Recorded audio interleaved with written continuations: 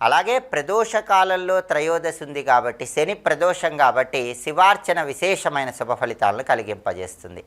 శివార్చన, శివాభిషేకం చేసేటప్పుడు ప్రధానంగా జమ్మి ఆకులతో శివుణ్ణి పూజించాలి. అలాగే శంకు పుష్పాలతో శివుణ్ణి పూజిస్తే కూడా ఆర్థికంగా బాగా కలిసి వస్తుంది.